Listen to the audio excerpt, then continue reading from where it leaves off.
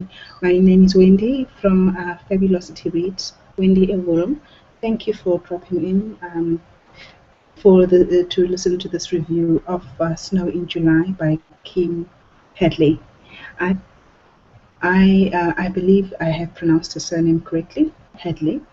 Um, Snow in July is a book that I enjoyed a great deal. There are bits of it that I'm going to talk about which were a bit slow, but overall it was a pleasant reading experience. Now, this book is about a knight who is forced into a marriage situation by his king, and he cannot refuse because they have just conquered England, and so the Norman king has taken over uh, Saxon rule. It is a very interesting book because it has so much historical gems in there. It I think I would say that the time that it is set in is the medieval period. So if you enjoy history, you will enjoy this particular book particularly, and also if you are the kind of person I think who likes digging around, for historical facts and accuracy, because there are a lot of very um, things that are very specific to the period that are mentioned. For example, there is a great emphasis on the healing power of natural medicine and herbs and the like. Uh, there is very specific mention of the kinds of food, the kinds of dress. So it's not the kind of novel that just handles things at a superficial level just to get the sort of feeling into the era, but it actually creates a whole live experience where you can see these things happening within that era, and you learn a lot too. I learned a lot about the time period, from the battles, the way the knights are dressed, from the time, the behavior between, and relationships between men and women, whether it is father to daughter, or a brother to sister, or a beau to a lover. So it was really quite informative, and even about the vagabonds of the time.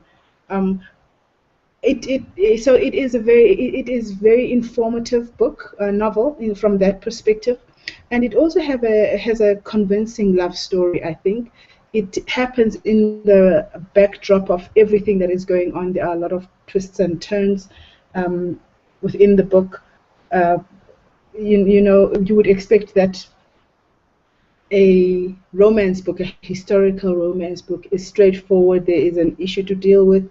They deal with the issue and get over. But there are so many things going on in this book that are unrelated to the couple, which I think, and but at the same time, which affect them and make them the center of attention within the story, but not in a romantic manner, which I think was one of the really pleasant things about the book, because I personally do not enjoy straightforward romances. I find them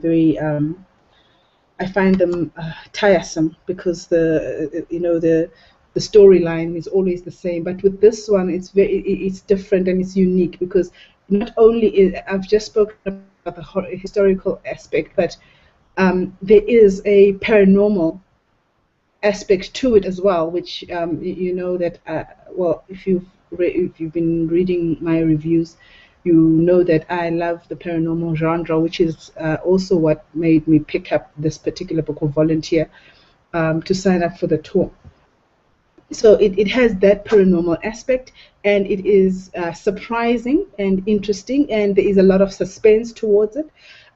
Yeah, so I think it is the concept, the premise of the book is a really good one, and it's put together, and you can see that the author put a lot of thought into it, and she didn't just want to slap together a book and get it out there, but she really put a lot into it. I particularly even enjoyed the consistencies within the story. For example, the French influence. It's not only just talking about the French people, but actually communicating in French. But you can understand everything because the way that she structured the dialogue is in such that you would understand what is being said by the French person, and it continues throughout the story. So I think Kim is onto something really wonderful with this book. It's my first read from her. I did find it a little bit slow in places. For example, where where Kendra, who is the female lead, is being held hostage at in this fort up in the mountains, and that period in the mountains for me was a little bit um, confusing because I would expect that a rescue team will go in there, rescue, run off.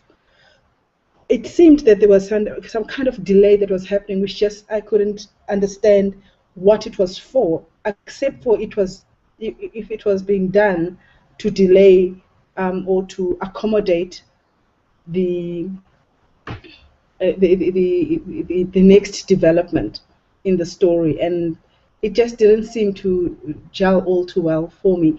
And the other little bit of a nitpick that I had is that I kind of have I don't really enjoy in my novels references to